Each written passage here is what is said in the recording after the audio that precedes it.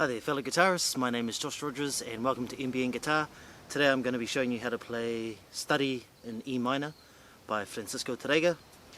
Let's kick it off. Don't forget, if you like the video, smash the like button and also subscribe to the channel.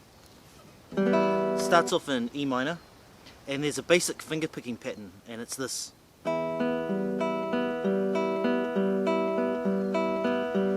So just make sure you've got that under control. I start with P and A together, these two fingers, and then it's followed by M, and then I.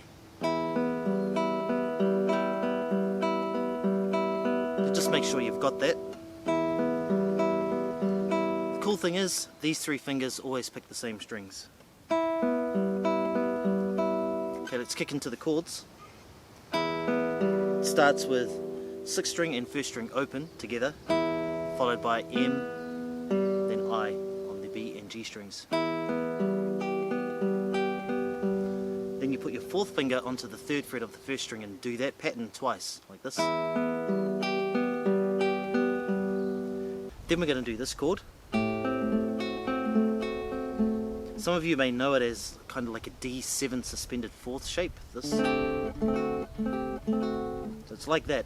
Now here you have the choice. You can either use these two fingers and your 4th finger like this, or you can use these two fingers. I use these two fingers because later that's going to allow me to do quite a nice shift to this chord.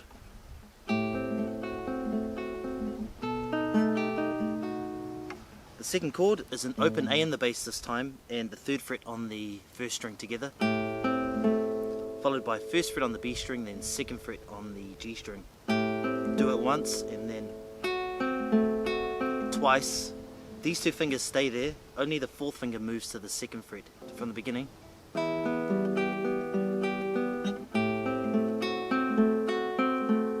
we're going to move to a B7 chord.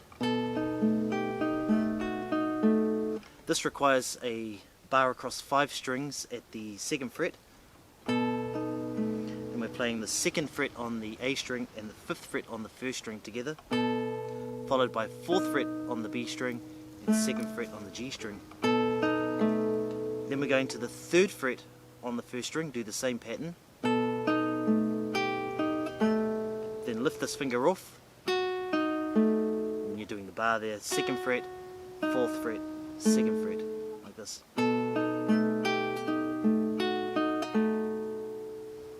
Let's start from the beginning.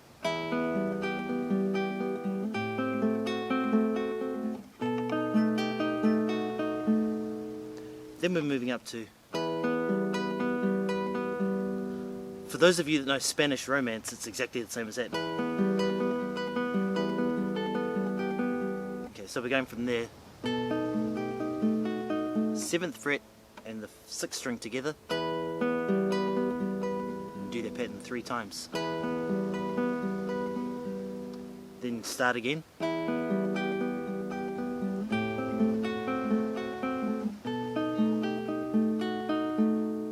at this point, do the 6th and the 1st strings together, open. Then the first 3 strings together, open. Like that. Before I go any further, this study is a really good opportunity to understand a few things. Let's have a look at the left hand. Here, there's a good opportunity to use preparation, which means to get your fingers ready in advance. So you can see I'm getting these two fingers, or if you choose these two, ready early. They're kind of there already, but if you can get them into position ahead of time, it's quite good. Then we're using a guide finger principle, which is one finger staying on the same string but moving. That's the 4th finger is just moving there. These two stay where they are. Then I'm using that guide finger principle again here. It moves to the 5th fret and I bring the bar on like that. Like this. There. That happens all in one fluid motion like this.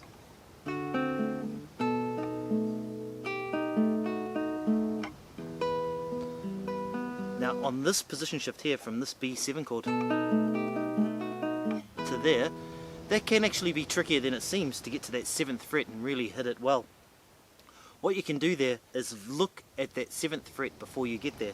When your fingers are here, they're kind of set in what they have to do. There's no movement. But here, we're going to have to shift to the 7th fret relatively quickly without losing the momentum of the piece.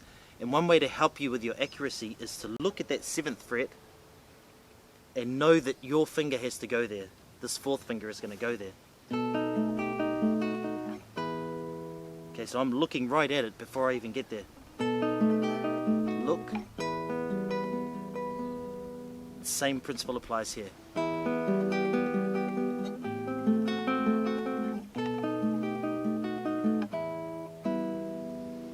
With the right hand, there's not that much going on, but you should aim to emphasize the melody notes, which are these.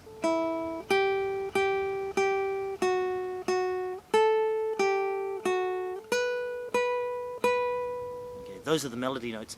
So bring them out. You can do a light rest stroke, or you can do a free stroke. I do a little mixture of both. That's all free stroke, but I'm giving a little bit of an accent, which means to make something stand out a little more. Those melody notes.